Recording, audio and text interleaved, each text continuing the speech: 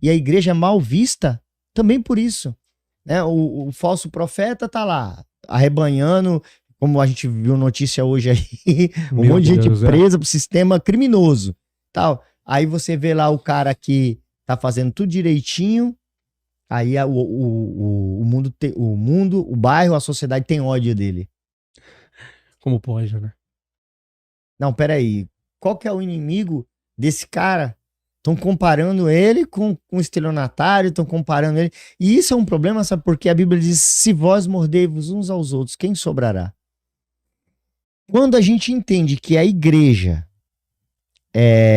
o fulano não é a igreja que errou. É que uma pessoa não capacitada por Deus e a fim de tirar o dinheiro do povo, estava disfarçado de pastor. É um falso profeta, né? Uhum. Estava arrebanhando. Não é uma igreja ali.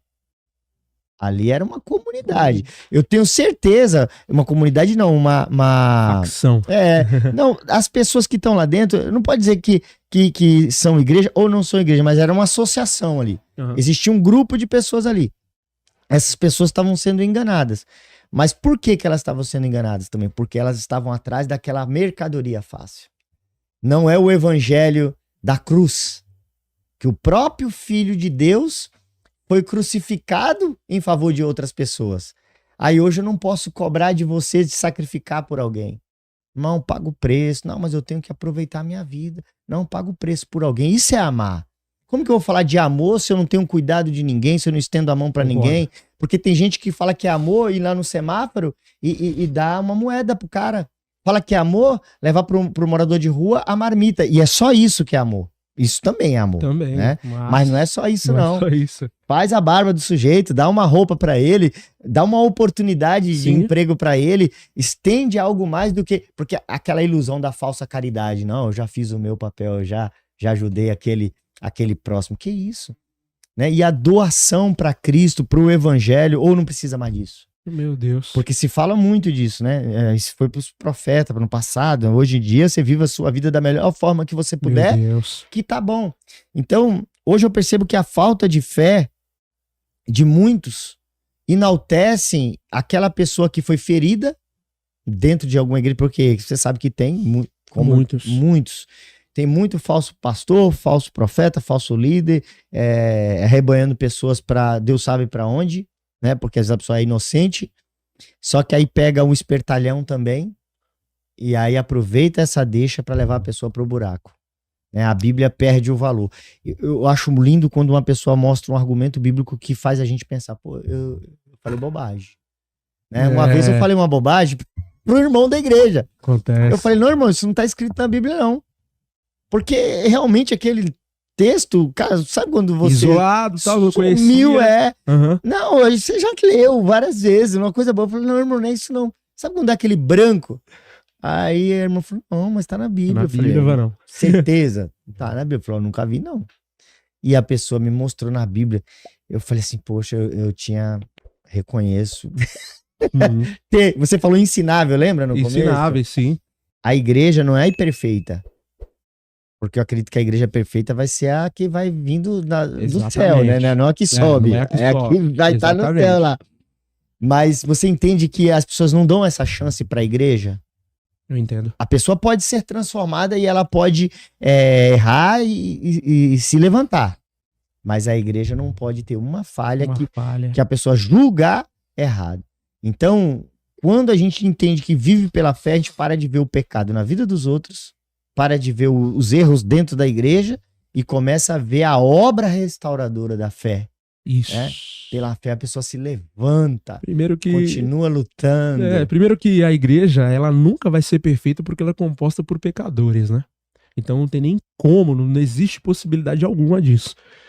O senhor estava falando aí, eu lembrei de um texto que está em Atos, capítulo de número 2, o versículo 42, e já diz assim: e perseveraram na doutrina dos apóstolos, na comunhão e no partir do pão e nas orações. E em toda a alma havia temor, muitas maravilhas e sinais que se faziam pelos apóstolos. E todos os que criam estavam juntos e tinham tudo em comum.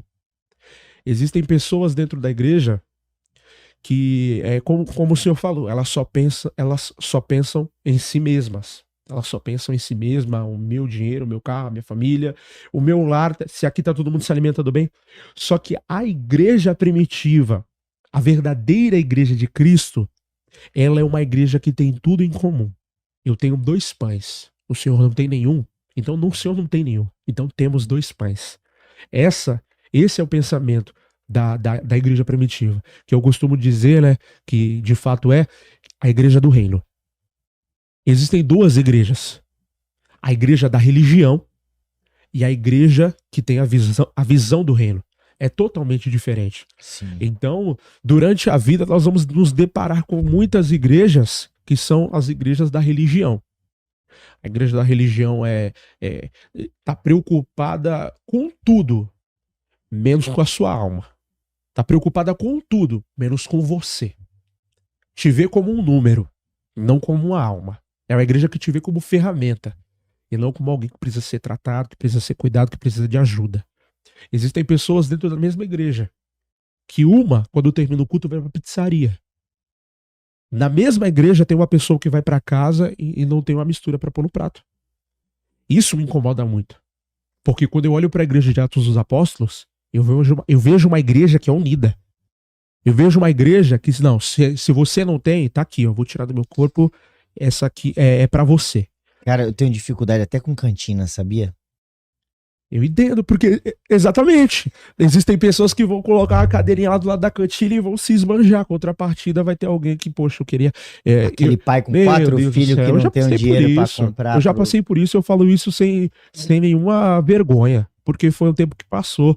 Mas eu sei que existem pessoas que já passaram por isso. Quantas vezes eu voltei pra casa chorando com a minha irmã mais nova, Cássia, voltei pra casa chorando e a gente queria cantina, mas não dava. Ou alguma festinha que tinha que dar o valor e não tinha como. Entendeu? Então, eu enxergo que existem coisas dentro da nossa igreja que pode ser...